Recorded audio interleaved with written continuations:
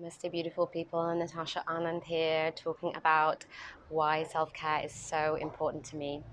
So in one of my other videos, I talked about um, one of the reasons that I practice self-care, putting it into context, into our own health and wellness. So I talked about how self-care is different for everybody, and how our own individual life circumstances and so many other factors will influence actually just what level of self-care is required. Now, my second reason as to why self-care is so important to me has got a lot to do with what's going on out there in the world. Okay, so this isn't just the current situation right now in early 2021. We're still in the global pandemic situation. I'm kind of talking a little bit beyond that. So we're at a point in the history and trajectory of the evolution of the planet where we are naturally coming into these high vibrational energetic constellations and planetary systems and parts of the universe that is helping us, our solar system and our planet, to evolve. So we're facing a lot of challenge. It's all kind of coming up so that we can see it, so that we can rise up, we can work through it, we can rise up through it. Now, what that's creating is a lot of collective baggage, a lot of emotional stuff is coming up.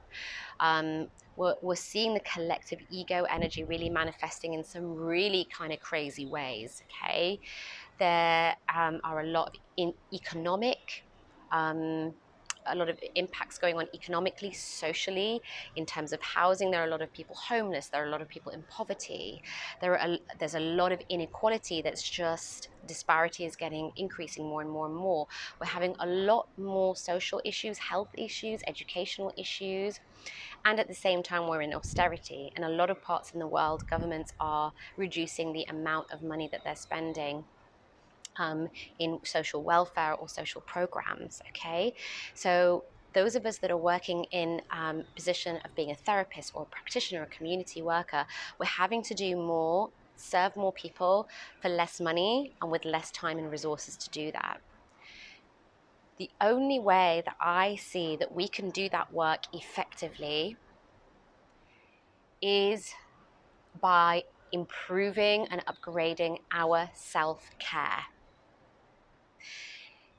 If we are demanding more of ourselves, if others are demanding more of us, and our cup is completely empty, our capacity to give is going to be directly related to that. And it's also going to be directly related to our capacity to receive. So if we're not able to cultivate love and energy and care for ourselves, how can we give that out to the world?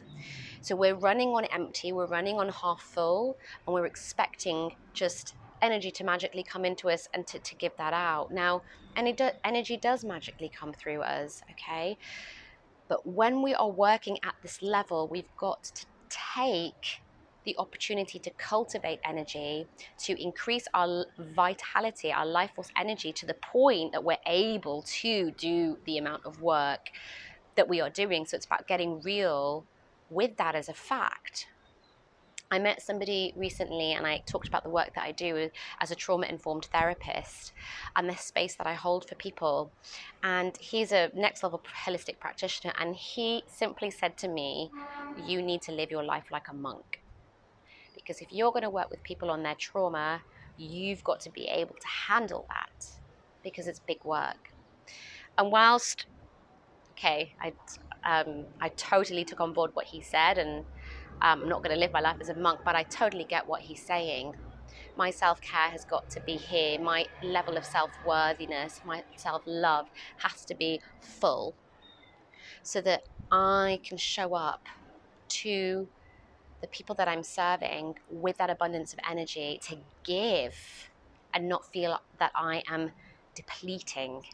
So there is this whole thing around not just giving, but actually learning how to give without depleting, how to give whilst protecting my own energy, how to give whilst protecting my own emotional state, And that takes time to learn, that takes practice to learn. There's a lot of training and there's a lot of inner reflection that I've done to understand how I work, what makes me tick, where are my tendencies, where do I give my energy away, where do I let my energetic barriers down. And I've had to learn to create those structures, that energy, and that takes time and that takes practice. So if we're going to be more efficient and have a greater impact in the world and really help to solve some of these massive problems that are going out there, which are just getting more intense, if we're going to have an impact in the world, we most absolutely have to improve our self-care. And I guarantee I have done it where I have increased my self-care and now I make more of an impact working less hours and expending less energy. I guarantee it works because I've done it myself. So I hope that has helped in some capacity, in some way. I'm super, super passionate about supporting therapist practitioners of the future, those of you who are serving others, and this is so central to my work. So I just want to share that with blessings.